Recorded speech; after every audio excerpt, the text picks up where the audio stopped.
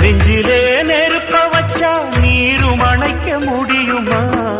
கண்ணிலே முள்ளு தைச்சா இமயம் மூட முடியுமா? பாரத கதையில் கூட பழியில் முடிஞ்ச காவியந்தான். இருப்பதும் இறப்பதும் அந்த இயற்கையோட கையில, இருப்பதும் இறப்பதும் அந்த இயற்கையோட கையில. நான் மறைஞ்ச பின்னும் நிலைப்பது என் உயிர் எழுதும் கதையில.